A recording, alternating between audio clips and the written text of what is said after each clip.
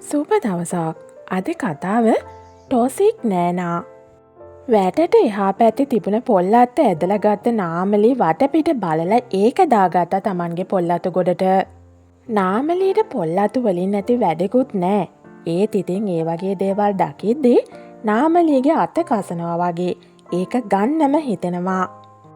ගෙදර කුස්සියට වෙලා ඕක බලන් හිටිය ගංගට හිනා ඉතින්. ගංග දකිනවා හොම දේවල් ගොඩක් නාමලී කරනවා. හැබැයි ගංග නොදැක්ක ගානට ඉන්නවා මිසක් ඒව ගැන අහන්න කරන්න යන්නේ. නාමලී ගංගයි කියන්නේ එක කුසේ උපන්න අයියයි මල්ලියුන තාරක සහ රුවන්ගේ බිරින්දෑවරුන් දෙන්න. අයියා රුවන්, මල්ලි තාරක. රුවන්ගේ බිරිඳ ගංග හුඟක් ලස්සන ඉගෙන ගත්ත යමක් කමක් තිබුණ පවුලක කෙල්ලෙක්. රුවන් ගංගව එක්ක ආවේ මගුලක් කාලා එහෙම නෙමෙයි. රුවන්ගේ තාත්තා වකුගඩු අමාරුවක් හැදිලා ලෙඩ වුණාම ගෙදර උයා පිහා ගන්නවත් රුවන්වත් තාරකවත් දැනන් හිටියේ නෑ. රුවන්ලගේ අම්මා මිය ගියේ තාරකට අවුරුදු 4දී. එතනින් පස්සේ තාත්තා රස්සාවත් කරන් ගෙදර වැඩපළත් කරන් පුතාලා දෙන්නවත් උස්මහත් කරගත්තා. ඒත් රුවන්ලගේ තාත්තට මොකක්දෝ හේතුවකට වකුගඩු නරක් වීමේ රෝගයක් හැදුනා. හැබැයි ඔහු මත්පැන් පාවිච්චි කරපු කෙනෙක් නෙමෙයි කවදාවත්.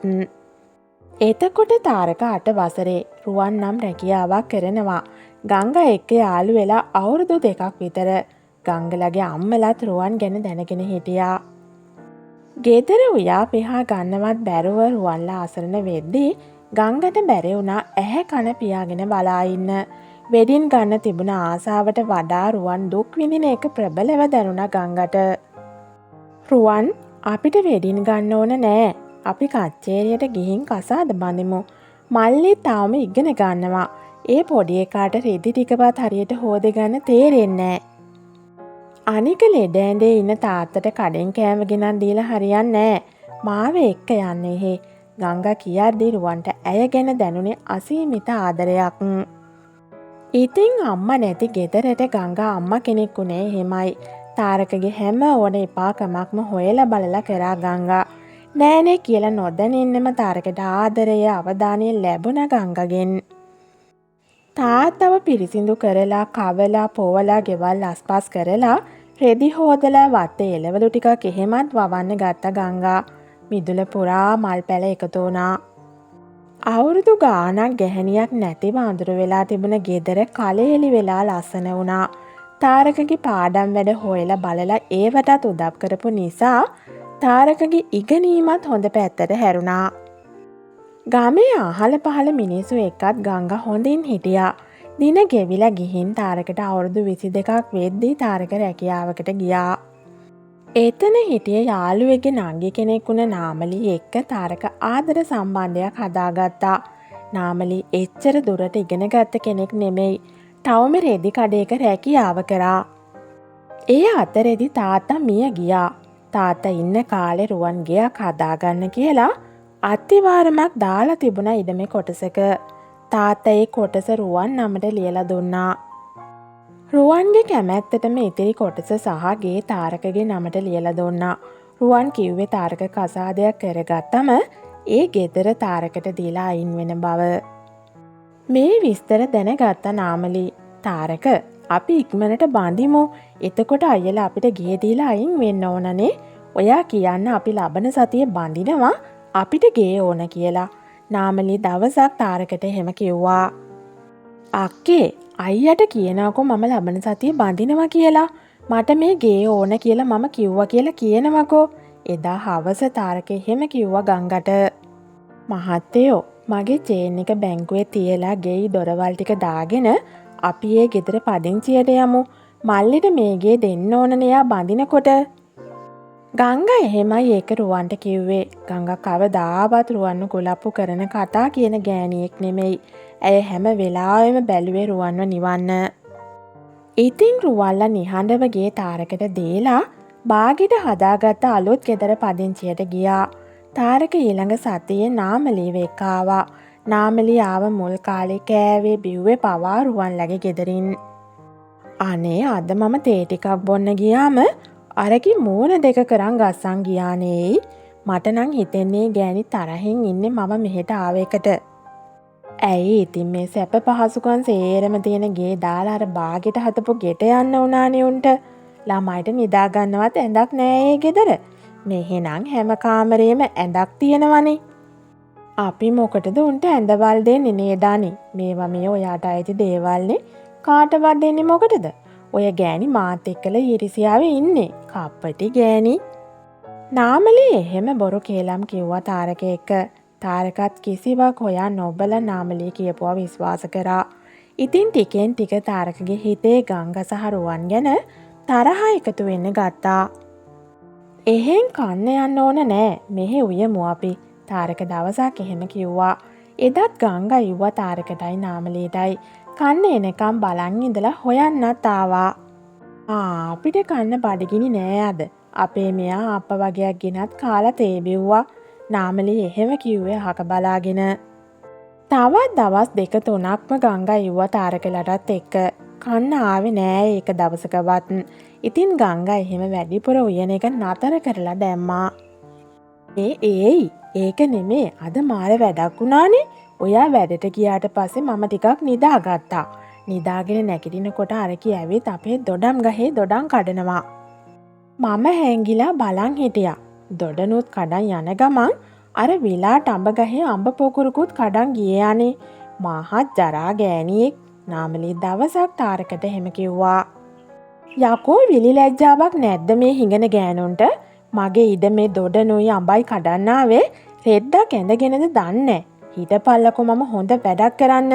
ගහනවා කම්බි. තාරක මිදුලට බෑලා කෑ ගැහුවා. ගංගට ඒ සද්දේ ඇහුණට ඒක එයාට අදාළ දෙයක් නෙමෙයි නිසා ඇය නිහඬව හිටියා. ඇය කවදාවත් ගියේ නෑ තාරකලගේ ඉඩමේ මොනවත් කඩන්න කියලා ඇය දන්නවා. ඉතින් ඊළඟ මාසෙම තාරක කම්බි වැටක් ගහලා ඉඩම වට කරගත්තා. රුවන් නිහඬව හිටියේ ඒක එයාගේ කැමැත්තනේ කියලා හිතමින්. වැට ගැහුවට පස්සේ රුවන්ගේ දරුවෝත් තාරකලගේ ගෙදරට දුවන එක නැවතිලාම ගියා. හැබැයි වැටෙන් ඇදලා ගන්න පුළුවන් දුරක තියෙන පොල්ලත්ත පවා නාමලී ඇදගන්න හැටි ගංගා නිතරම දැක්කා. කාලේ ගත වෙලා ගියේ තාරක සහ රුවන් අතර කිසිදු කතා බහක්වත් නැතිවමයි. නාමලී ගමේ ගෙවල් වල Tamanට බනිමින් යන බව ගංගට ආරංචි වුණත් ඇය නිහඬව හිටියා.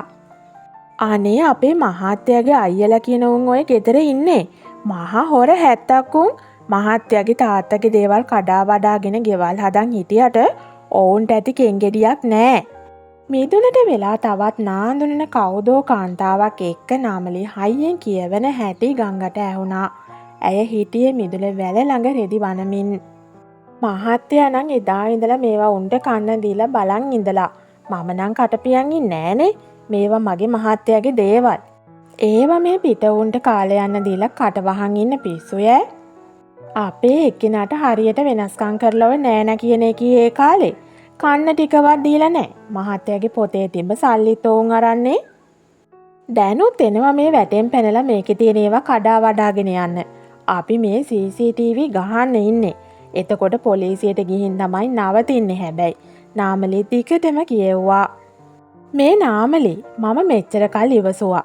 ඒ මේ අයියලා මල්ලිලා අතර රණ්ඩු ඇති කරවන්න ඕන නැති හින්දා. ඔය මල්ලි ඉස්කෝලේ 7 වසරේ හිටියේ මම මේ ගෙදරට එද්දි. ඔය කොල්ලව මම මගේ දරුවෙක් වගේ බලාගත්තේ. රුවනොත් තමන්ගේ දරුවෙක්ට කරනවා වගේ හොයා බලලා ඉගැන්නුවා. එයාගේ පොතට ඔය කියන සල්ලි දැම්මෙත් හැම මාසෙම රුවන්. ඒත් ඒ සල්ලි අපි ගත්තේ නෑ.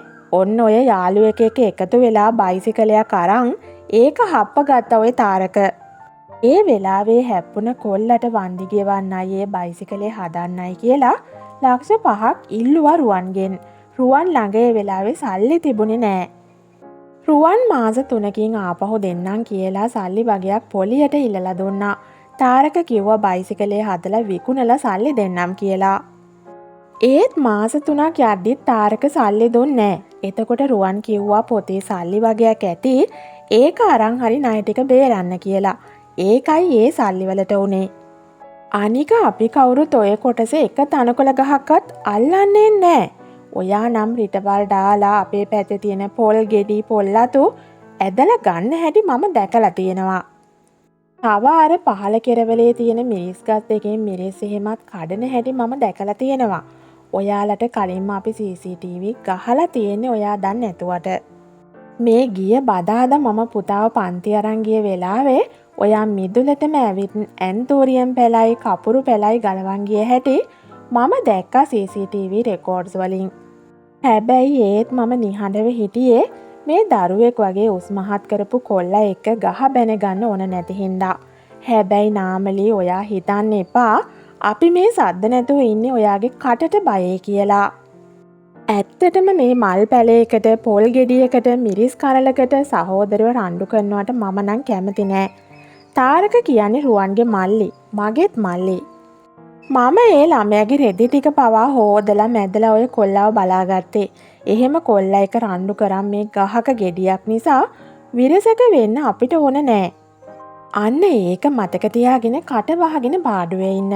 ඔයාගේ ඔය හැකර කටට කවුරුත් බය නෑ. මට විරුද්ධව ගමේ ගෙවල් වල කිව්ව කියලා මෙහෙමත් මම දන්නවා. රුවනුයි තාරකයි අතර ප්‍රශ්න හදලා ඔයාට ලැබෙන දෙයක් නෑ. අපි දන්නවා ඔයාට ගෙදර කන්නවත් නැතුව ඉඳලා තාරකගේ කරේ එල්ලුණ බව. සාමාන්‍ය පෙළවත් ලියලත් නැති මෝඩ ගෑණිය කියලාත් අපි දන්නවා. යන්න එන්න තැනක් නැතුව මෙතන ඇවිත් අපිට ලොකු පාට දාගෙන ඇවිත් ලැජ්ජා වෙන්න නම් එපා නාමලේ. අනික මමයි රුවනුයි දන්නවා ඔයාලගේ අම්මගේ කතා සේරම ටික. ඔයත් අර දහම්ස කියන කොල්ලගෙන් හම්බ කෙරුම් කාලා අන්තිමට ටවුමේ ගුටි කාපු හැටි එහෙමත් අපි දන්නවා. මං ගැන බොරු කතා ගමේ කිය යද්දී මමත් ඔය ඇත්තේ මිනිස්සු එක කිව්වනම් මොකද වෙන්නේ කියලා කල්පනා කරලා බලන්න. මගේ ඉවසීම ඉවර වෙන දවසක් එනවා කියලත් මතක තියාගන්න. ගංගා ඒ ටික කියලා ආපහු හැරිලා ගෙට ගියේ නාමලී බය වෙලා බලන් ඉද්දී හැමදාමත් නාමලී කියවන් යද්දී බනිද්දී ගංගා නිහඬව හිටිය නිසා නාමලී හිතුවේ අය Tamanට බය වෙලා ඉන්නවා කියලා. ඒ වගේම නාමලී තේරුම් ගත්තා ගංගා කට ඇරියොත් නම් Tamanගේ ඇත්ත සේරම එළියට එන බව. ඇත්ත හංග ගන්න බොරු කියමින් කළ රංගනය කොච්චර භයානකද කියලා නාමලීට වැටහිමින් තිබුණා. අක්කේ ගංගා කිරිහොද්ද හැඳිගාමින් ඉද්දි මිදුල පැත්තෙන් එහෙම ඇහුණා. කිරිහොද්ද බාලා බිමින් තියලා ඇය ගිහින් ඉස්සරහ දොරෙන් එළියට එබුනේ කුතුහලයෙන්. අනේ අක්කේ මට සමා වෙන්න. මම ගොඩක් වැරදි කරා. ඒ තාරකවත් නොදන්න කතා අක්කලා දැනගෙනත් ඒවා අක්කලා කාටවත් කියලා නෑ. නාමලී හීන් හඬින් කියවන් ගියා. තමන්ගේ සහෝදරයට අපහාස කරලා උඩ බලන් කෙල ගහගන්න අපිට ඕන නෑ නාමලී. අපි යෝව තාරක එක්කවත් කියන්න යන්නේ. ගංගා කතා කරේ අහක බලාගෙන ඇයගේ හිතට නොරිසුමක් දැනෙමින් තිබුණා. අනේ සමා වෙන්න අක්කේ. තාරක මෙහෙ අනේක පවා නවත්තලා දැම්මේ මම තමයි. මම මේ වැරදි ආයෙම හරි ගස්සන්නම්. මට සමා වෙන්න. නාමලී එහෙම කිව්වේ බැගාපත් හඬින්. ගංගාගේ කටට හිනාවක් ආවා. ගිය පොය දවසේ ටීවී එකේ ඇහුණ බණක් ඇයට මතක් වුණා. නයා උනත් ඉඳ හිටලා හරි පෙනේ පිපුවේ නැත්නම් දරමිටි බඳින්න ගනේ කියලා බුදුහාමුදුරුවන් පවා දේශනා කළ බව සඳහන් වෙනවා පින්වතුනි. ඒ හාමුදුරුවන් වහන්සේ මොකක් හරි බණ කතාවක් කියන අතරතුර මෙහෙම කියනවා එතනින් එහෙට මෙහෙට යමින් වැඩ කරපු ගංගට ඇහුණ හැටි ඇයට මතකයි. ඉතින් ඇයත් ඉවසලා අවසානි පොඩ්ඩක් පෙනයපු උපල පෙන්නුවේ නාමලී විශාල කරදරයක් බවට පත්වෙන්න එන බව තේරුම් ගිය නිසයි. මේ කතා අහලා ඔයාලට හිතෙන දේ කමෙන්ට් කරන් යන්න අමතක කරන්න එපා. ඒ කමෙන්ට් එක අපිට විශාල හයියක්. මේ වගේ ජීවිතයේ ඇත්තම කතා අහන්න නන්ලිමිටඩ් ලයිව් channel එක subscribe කරලා bell icon එකත් click කරන්න අමතක කරන්න එපා.